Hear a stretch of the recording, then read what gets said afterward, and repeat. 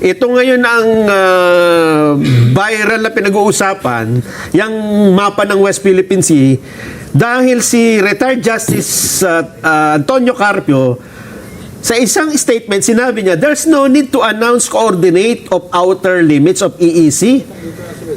Na sinagot naman nung maraming mga eksperto, ang sabi niya, mali ka dyan. Dahil dapat alam mo ang boundary, yung limit. Kung hindi, lalagpas ka nga doon sa mga neighbor natin na meron ding teritoryo.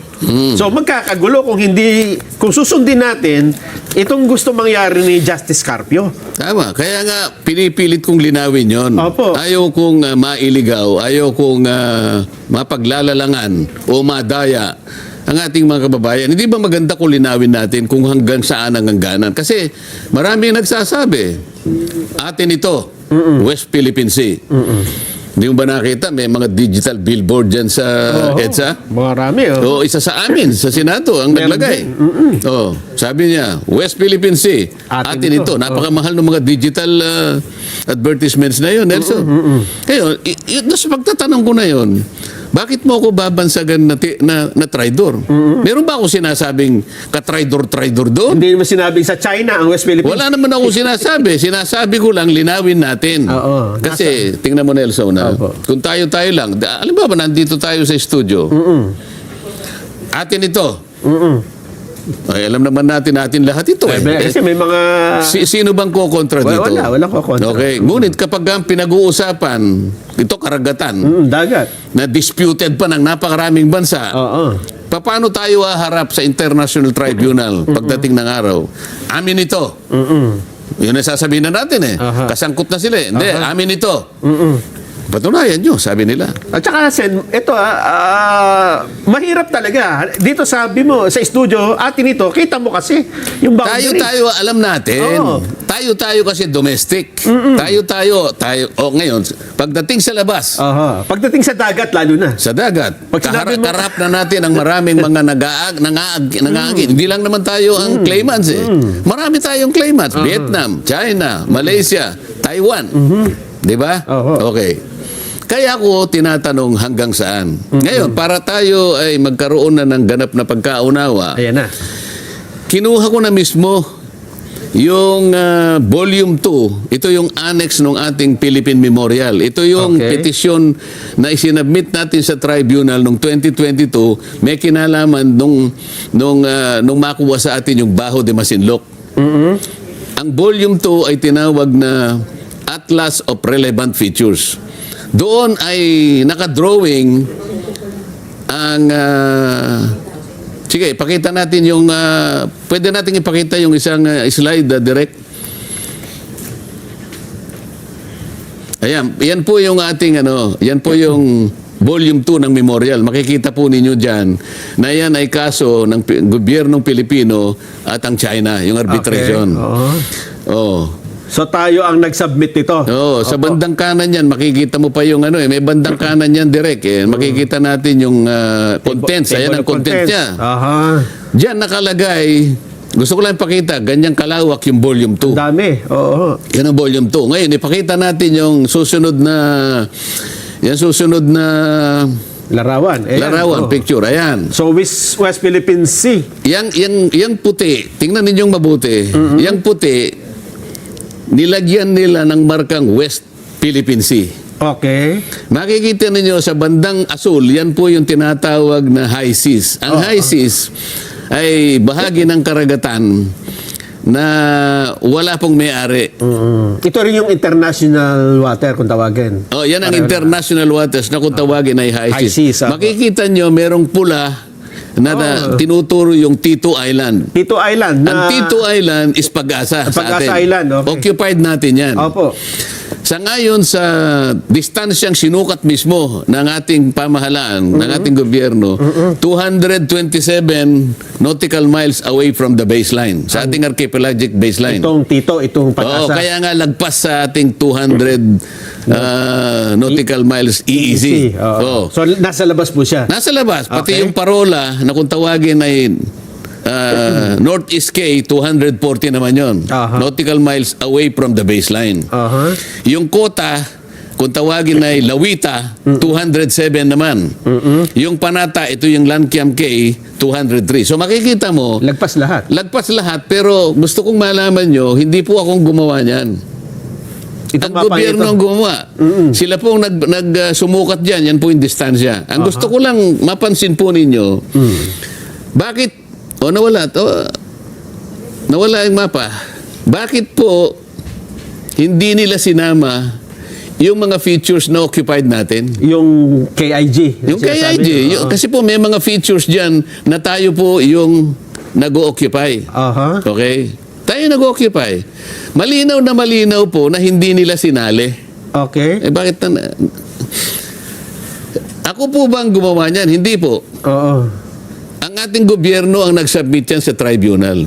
Nung i-submit niyan, kasama po si Justice Carpio, katulong si Attorney Batong Bakal.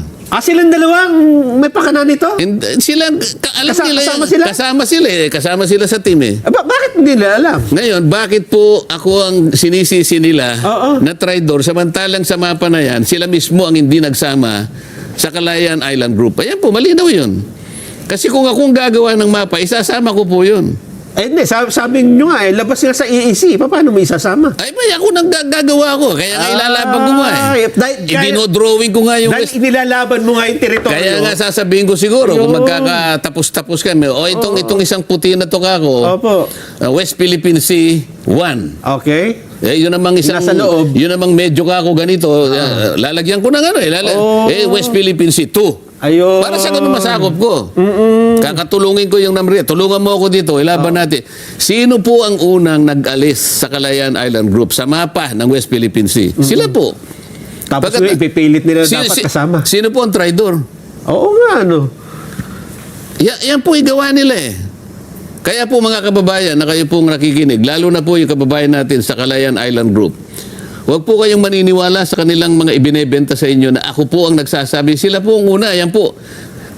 Yan po ay makikita ninyo sa volume 2 na kung tawagin nga ay Atlas of Relevant Features.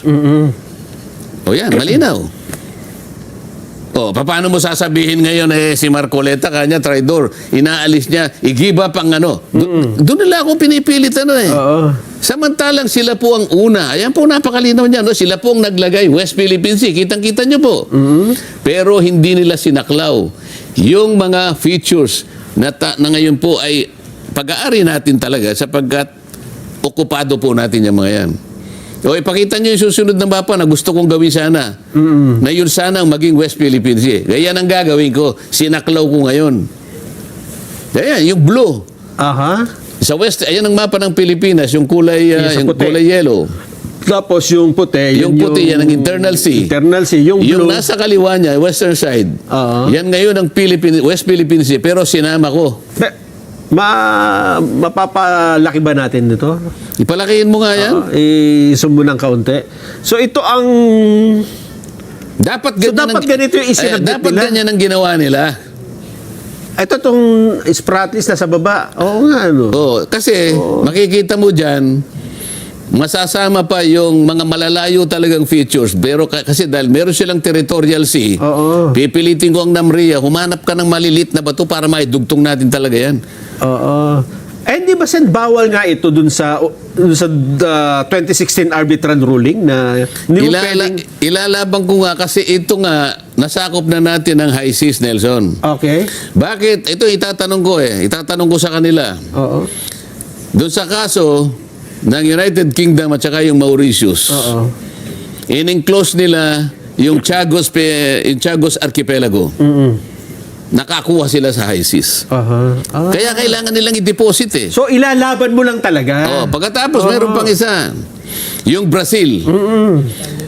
Yung St. Peter at saka St. Paul, in-enclose niya. nakakuha siya uli sa high seas. Kagaya ng gagawin natin, makakakuha tayo eh. Oo. Ngayon, hanggang ngayon, wala pang nag-o-object sa ginawa ng Mauritius at saka ng United Kingdom at saka sa ginawa ng Brazil. Ang problema, Sen, nag-submit na sila nung hindi kasama yung kay IG. Anong epekto nun? Hindi yun, nag-submit kasi sila, mali nga eh. Oo, may Ngayon, ano ba yun? May epekto ba yun sa batasyon na ito na sinabit mo tapos yung doktrina ng Estoppel. anong ibig sabihin nun? Ginawa mo na ito eh. Niloloko mo ba kami? Ito yung ginawa, tapos papalitan mo. Yun ang sinasabi ko. Ibig sabihin, Sen, yung ginawa nilang mapa ni na Carpio at ni Batong Bakal. Hindi ko sinasabing silang gumawa. Ibig sabihin, yung Kasama sinabit sila nila, nung isubmit nila ito. nagpahina sa ating claim. Siguro. Bakit? Yan nga, yung isang mapa, hindi yan. Yung mapang yan ang gusto ko sanang isinabit nila. So dapat nung nakita nila yung isasubmit ito, tinutulan dapat nila yon gaya ng pagtutol nila sa inyo ngayon. Sana. Tingnan mo. Yung mga sinasabi ko sa yung nagtangka na kumuha ng parte ng high seas, wala pang nag-object hanggang ngayon. Maski ang Amerika, hindi nag-object. Ganun ba? Oo. So dito, kung may mag-object man, at least yan ang pag-uusapan. So ang tinatanong ko ngayon, sino ba? Sino ang traidor? Yan po napatunay. Balik nyo yung unang mapa. Balik nyo yung unang mapa. Ayan. Malinaw na malinaw po dyan. Silang nag-drawing ng West Philippine Sea. Hindi po nila sinama Ang KIG. yung Kalayaan Island Group. Kaya po kayong mga nakatira dyan, alam na po ninyo kung sino ang traidor dyan.